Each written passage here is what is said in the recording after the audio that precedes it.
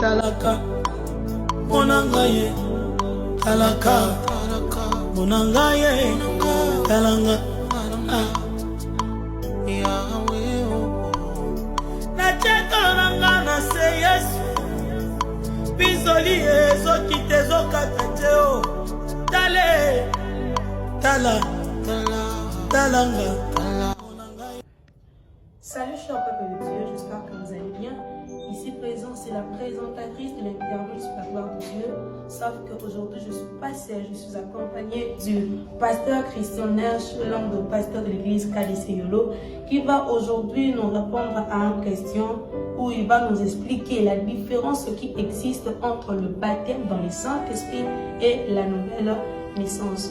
Bonjour pasteur. Bonjour. Comment vous allez? Vous vous sentez bien?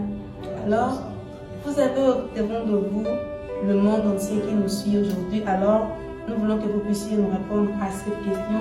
Quelle différence existe-t-elle entre le baptême dans le Saint-Esprit et la nouvelle naissance? Merci beaucoup, M. Adams. Je vous salue au nom de Jésus-Christ.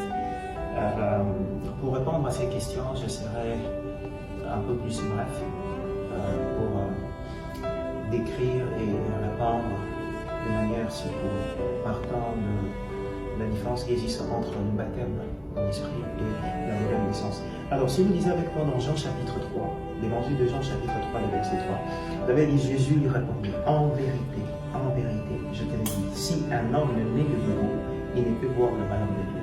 Là, il s'agissait d'une conversation. Cette conversation s'est passée plus la nuit entre Jésus et Nicodème. Nicodème, il était un docteur de la loi. Donc, d'après même les étudiants de la parole, ils affirment qu'il était un spécialiste en matière du Torah. Imagine une pareille personne. Mais vous allez remarquer, même celui qui prétend supposer être un spécialiste de Torah, le problème c'est qu'il n'était pas né de nouveau. Vous voyez, le plus grand problème de la vie chrétienne, ce n'est pas d'abord le titre, mais c'est cette question à savoir, est-ce que je suis né de nouveau? Et je pense que c'est par là qu'il faut d'abord commencer de base. Est-ce que je suis né de nouveau? Vous savez, mes frères et sœurs, vous qui me suivez de partout, sachez qu'il y a trois types d'appels, trois dimensions d'appel, trois phases de l'appel.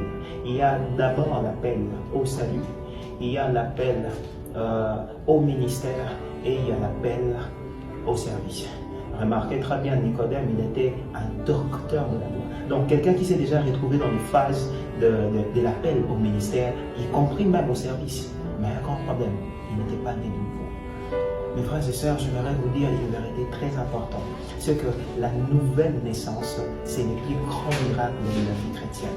Le plus grand miracle de la vie chrétienne, ce n'est pas les titres. Dieu n'a que faire de votre titre.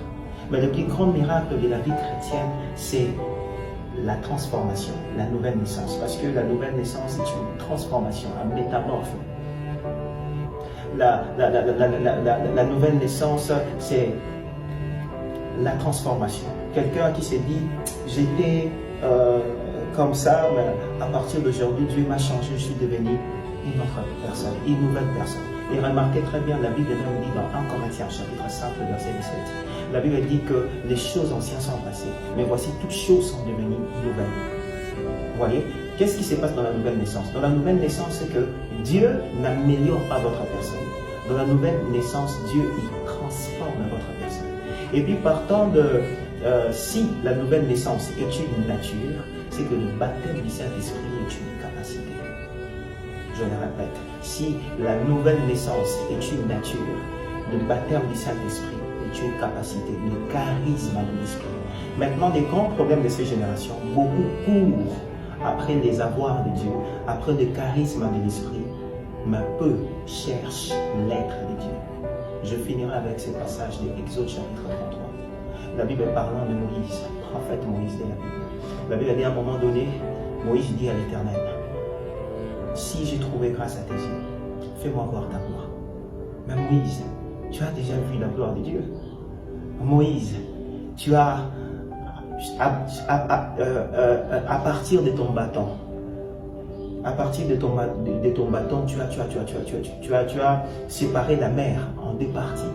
Sur base de ton bâton, on a même vu le serpent avaler les serpents des Égyptiens. On a vu plusieurs miracles. Mais Moïse dit à Dieu, non Seigneur, ce n'est pas la gloire attachée à ta main que je les vois, mais c'est la gloire attachée à ton cœur. Ce que Moïse demandait, ce n'était pas une gloire qui est attachée à la main de Dieu. C'était une gloire qui est attachée à la face de Dieu. C'est ça le grand problème. Plusieurs cherchent la main, mais peu cherchent le cœur. Bon, maintenant, voici le schéma. Avant de chercher ce que Dieu a, il faut chercher ce que Dieu est d'abord. Avant de chercher la main de Dieu, il faut chercher le cœur de Dieu.